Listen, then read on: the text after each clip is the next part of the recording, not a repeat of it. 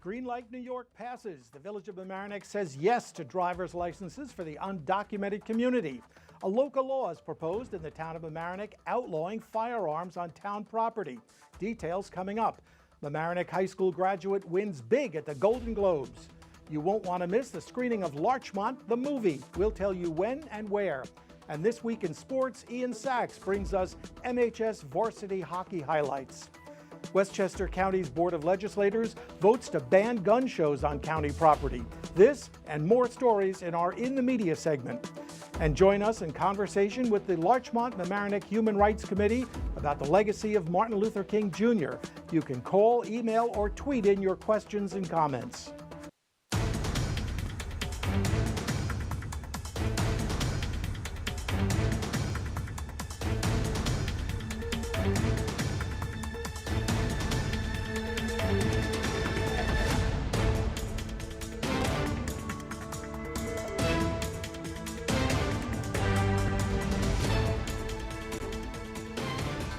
Good evening, everyone. It's Thursday, January 12th. I'm Alexandria Garcia.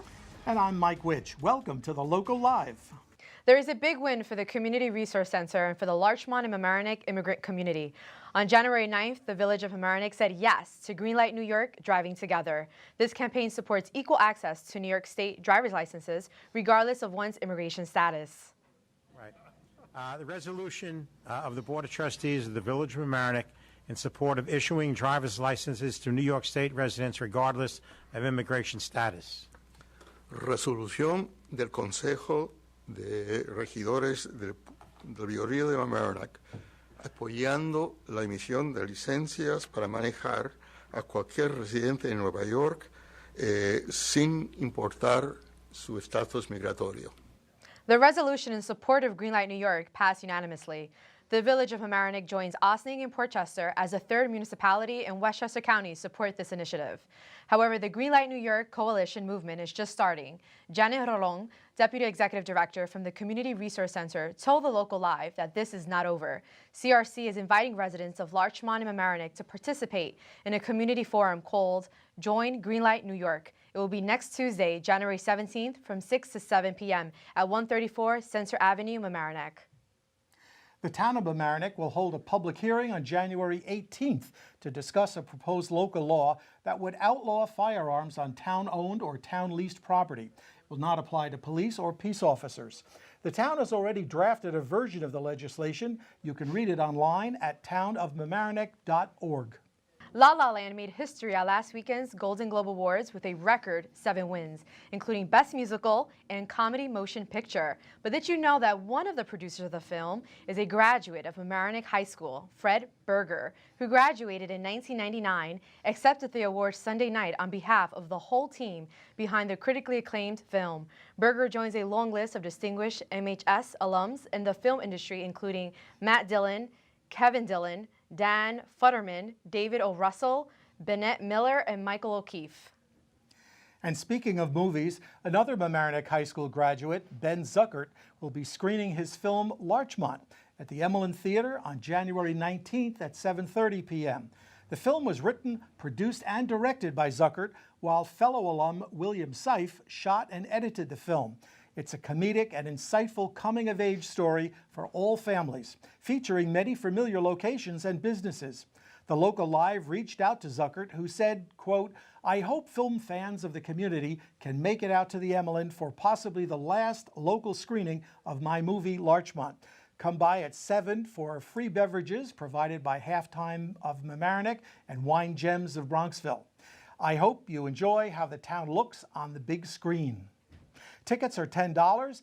They can be purchased in advance at lmcee.org. For those of you who can't make the screening, the movie will be available on Vimeo. Here's a sneak peek at Larchmont. How's your penmanship? Still terrible. That's what I thought. My cursive's impeccable. I think you gotta let me write this. Dear Mystery Woman. No. Erase that. This is ink, man. Hi, Alyssa. Good morning. Good morning. You can't just stay home all day. Why not? Because it's good to get out of the house. I always tell people, Help others before you help yourself. Honestly, and I've been thinking about this, we gotta de-sex. We gotta just shut it off. Think of something you've always wanted to do. It could be anything.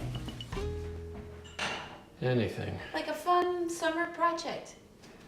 Pick this up today. 4-point mounting, dual swivel, double action clamp. Do you have the day off or something? No, I'm working from home. Oh.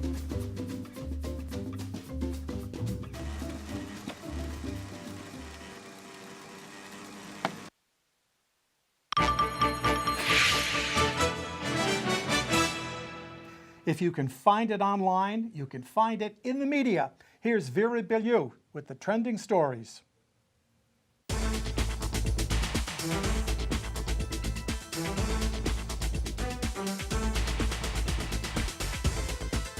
During his State of the State speech at SUNY Purchase, Governor Andrew Cuomo proposed a law ordering county executives to bring other local officials together to reduce the size and duplication of local governments. The governor emphasized the local governments of Westchester County, expressing that, quote, "We cannot afford it any longer." For more information, check out the Mamaroneck Daily Voice. Also from the Daily Voice, Westchester County's Board of Legislators recently passed a legislation that will ban gun shows on county property. However, the 9-8 vote does not affect the gun show planned on January 21st and 22nd at the Westchester County Center. County Executive Rob Astorino is expected to veto the measure by January 19th, giving legislators little time to override the veto. Now that the holidays are over, it's time to get rid of those holiday trees. The Larchmont-Mamaroneck Joint Garbage Disposal Commission announced that January 16th is the last day for curbside pickup.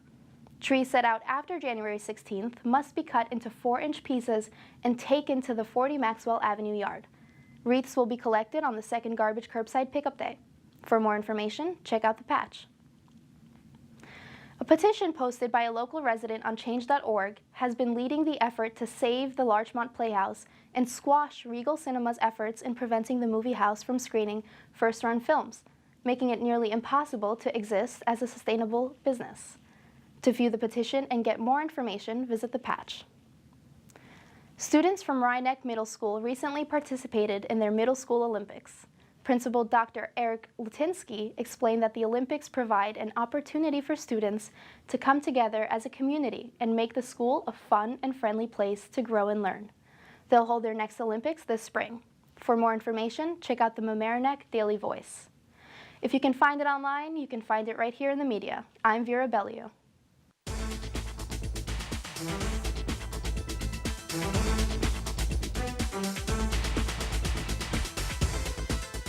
It's time for trivia, and keep watching because our guests are ready to talk about Martin Luther King Jr.'s legacy in our community. Stay tuned and join the conversation.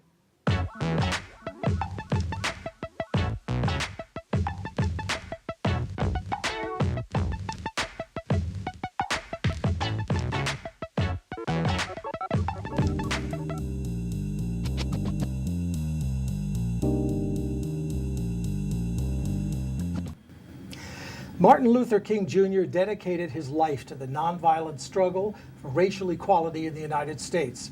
The third Monday in January marks Martin Luther King Day, a national holiday that honors King's legacy and challenges citizens to engage in volunteer service in their communities. The Larchmont-Mamaroneck Human Rights Committee hosted a commemoration at Hommox Middle School on January 8th, and we welcome them to our round table. Sitting next to me is Elizabeth Sanger. She's a member of the committee, and next to her is Gerandi Martinez, also a member of the committee.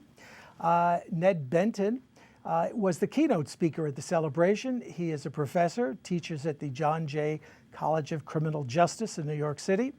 And Amy Genzel is the president of the Mamaroneck Larchmont Student Aid Fund, an organization that the committee judged as truly honoring Dr. King's legacy. If you're watching tonight, call in with a comment or a question. You can also send us an email or a tweet. The contact information, as always, appears on your screen. So thank you again for coming out. And the event was recorded, was videotaped by LMC TV, and I was told earlier that it is now available on YouTube. So if you missed the event, as I did, unfortunately, I was out of town, you can catch it on YouTube, and it will shortly be programmed on LMC TV and also available by request at LMC TV. So, was it a good event, Elizabeth? Oh, it was a terrific event, in my Yeah? opinion. It really was. It really was. We had Ned and we had Amy and Gerandi spoke. It was really, really well done. And the We're Student very Aid happy Fund about it. was given an award. Absolutely. And it's the Absolutely. Martin Luther King Jr. Award? Well, actually, it was the man, Peter Fusik, started this whole award, and it's in his name and his honor that we give an award every year to the person or the organization that has done the most to sort of commemorate the legacy and honor the legacy and continue the legacy of Dr. King. And we'll get to Amy, and she can tell us more about the Student Aid Fund, and also Ned can tell us a little bit about what he was speaking about. You were speaking about slavery in Mamaroneck.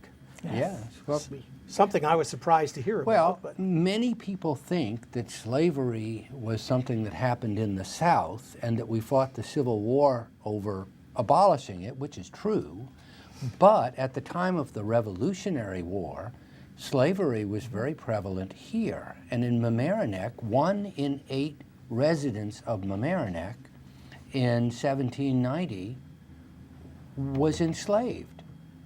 And so it was very, about 12% of the population of Mamaroneck Township, that is to say, what we think of as the town of Mamaroneck, what later became the village of Mamaroneck and the village of Larchmont, was enslaved. And so we showed census records, and we even went back before into the colonial government records showing the slavery. We identified who the slaveholders were, which homes they lived in, and then we identified as many of the slaves as we could by name. And then we showed things like, this was new for this particular talk, we showed runaway slave notices.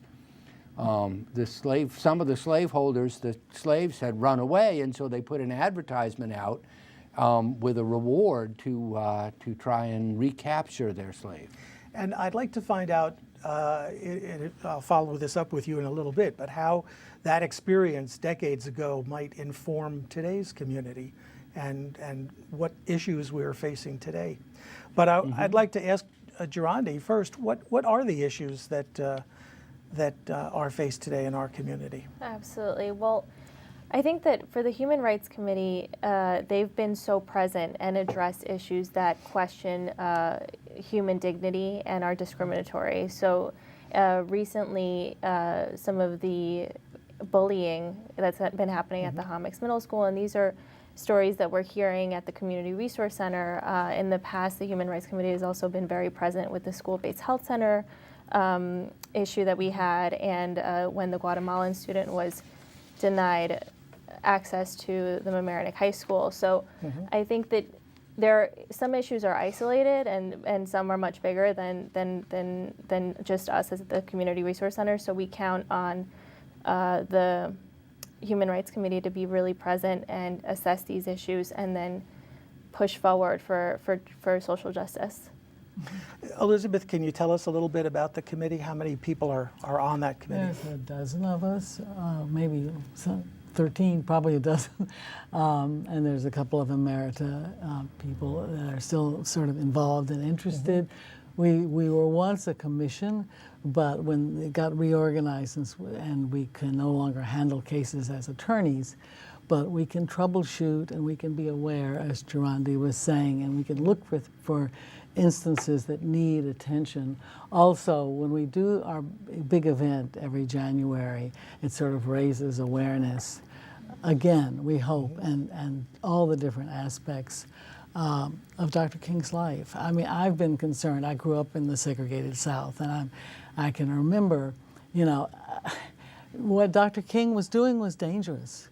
It was dangerous, and it's still, the ideas are still dangerous. It bothers me there's sort of a gauzy Hallmark card kind of veil being pulled across him.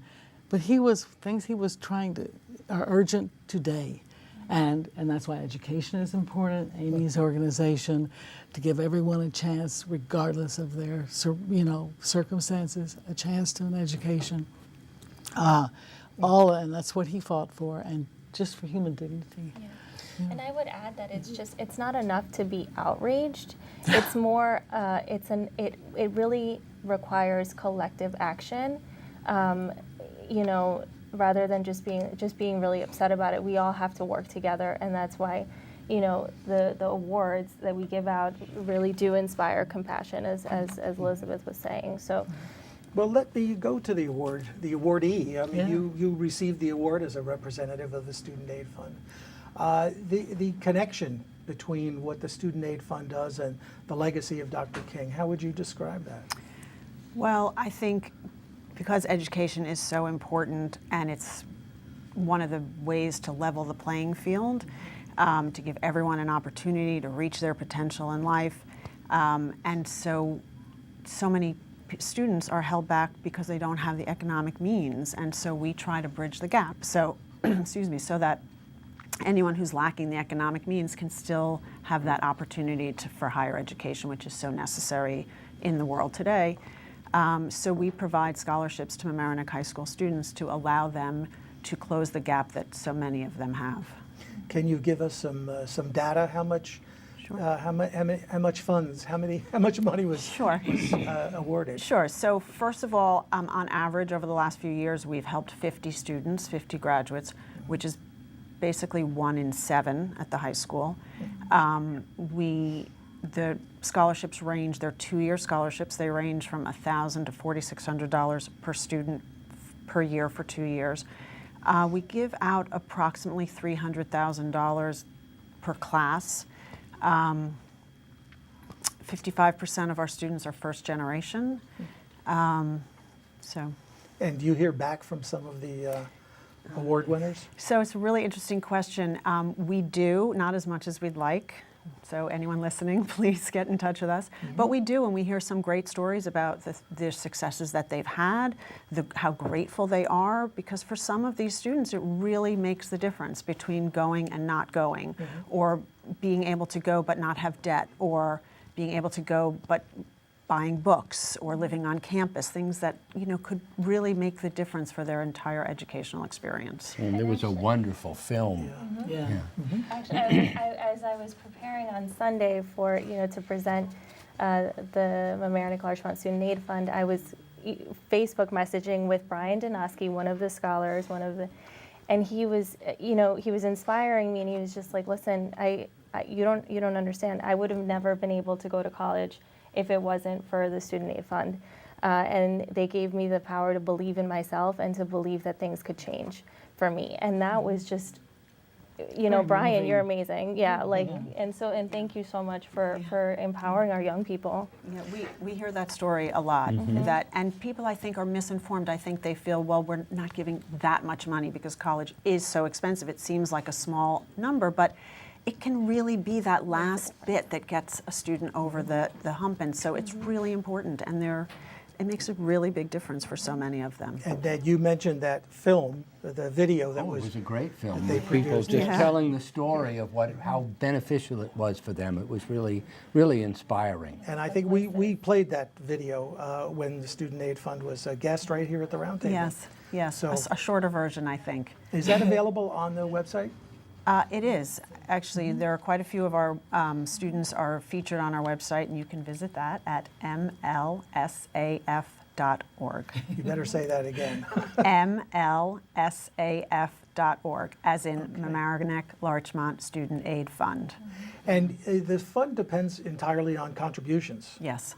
And you have a big event coming up in March. I know you want to say that. Yes, so we do. So thank you for asking. So we are turning 80 this year. We were founded in 1937, so we're celebrating our 80th year this year.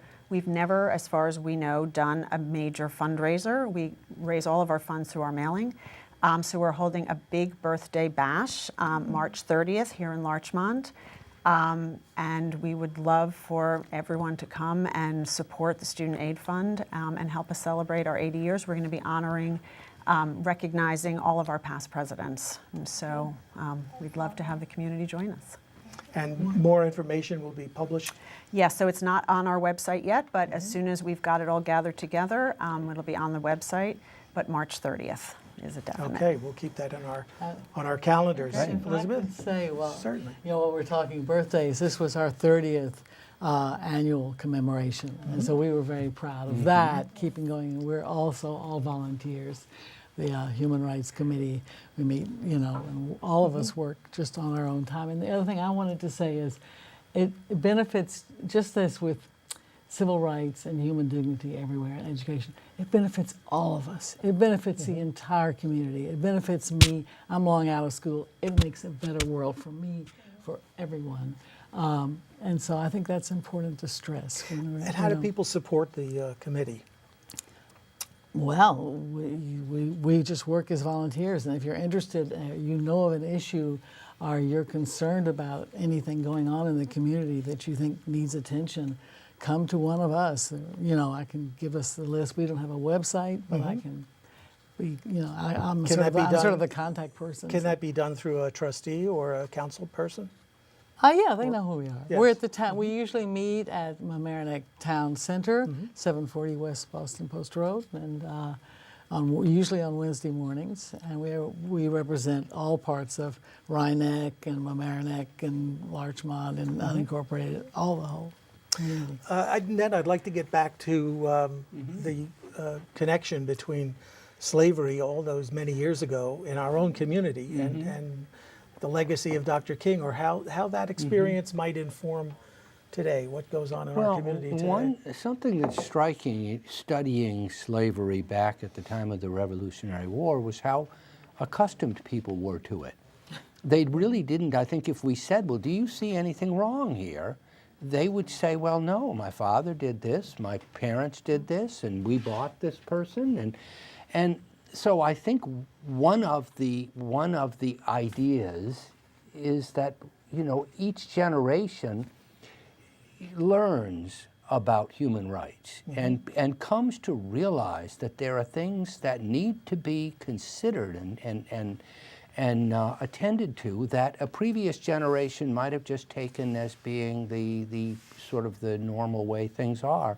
And you look at someone like John Jay, the namesake from my college.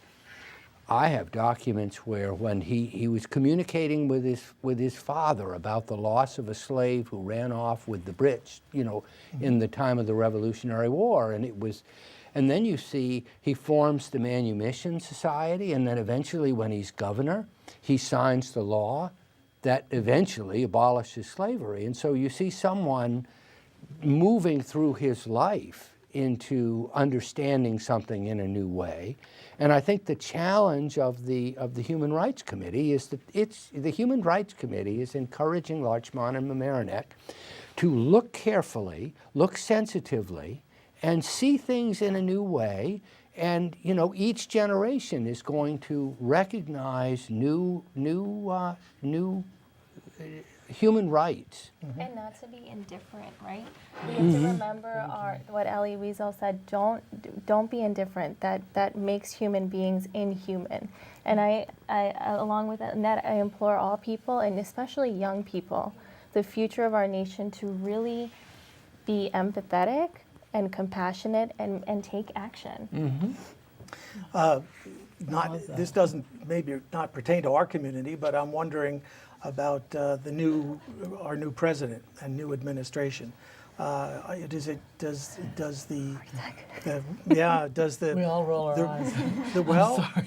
Because we're worried about that. We're worried because of the very, you know, the assaults on human dignity that he has expressed repeatedly worry me a lot. And so we'll have to see. So is there a call to action yet, or just a call to watch? A call to watch closely and be ready to act, because we have to, you know. And if you want to come and take action with us, please do. Yes, please. Visit us at the Human Rights Committee. Visit us at Community Resource Center. We And, have to be. and another thing that Dr. King said was, what hurts me the most, what he said, and he said it several times, was not the words of my enemies, but the silence of my friends. you know, our, Yes. and it's interpreted as indifference. You know, art might be. So even in this community, watch. Yeah. And act. And be ready to stand up for somebody who is maybe reluctant to speak up for himself or herself. Because there are a lot of people who feel vulnerable right now, and we need to be there for them. Absolutely. Well, that about wraps up our segment time-wise, and I thank you all for what you do and what you contribute to our community, and would welcome you back here anytime you'd like to talk more about Student Aid Fund or history and certainly the Human Rights Committee. Thank you. You're welcome. And folks, stay tuned. Don't go away. We've got more of the Local Live, and here comes the answer to that trivia question.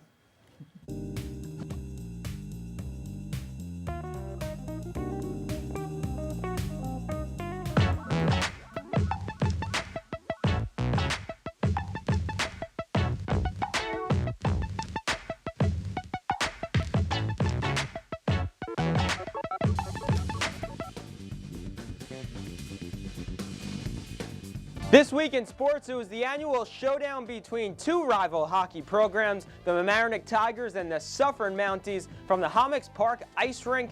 Let's get right to it.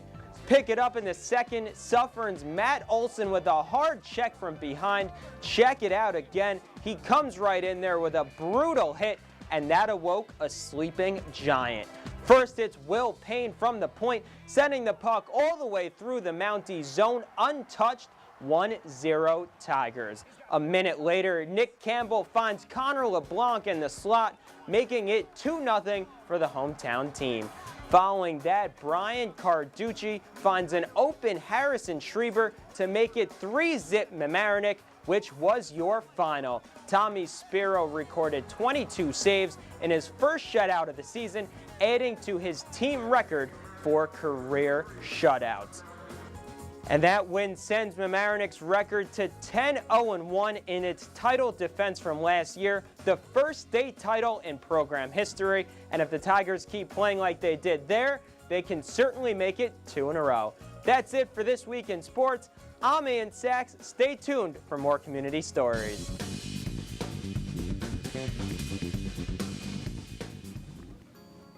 Harper is an adorable husky mix who's very sweet and friendly. He's about a year old and weighs around 30 pounds. He's trained in basic manners. Pet Rescue recommends a home with children over 8 years old. For more information on how to adopt Harper or browse other adorable pets, go to www.ny-petrescue.org. And remember, if you'd like to keep us on the air, support our program by checking out our website at lmctv.org. Click on the donate button in the upper right-hand corner to make a financial contribution. We really appreciate the help. We're always welcoming new volunteers and interns, and we love to hear from you. Send your email to the Local Live at lmctv.org and join our crew. Thank you so much for watching. I'm Alexandria Garcia. And I'm Mike Witch. See you next week for another episode of The Local Live.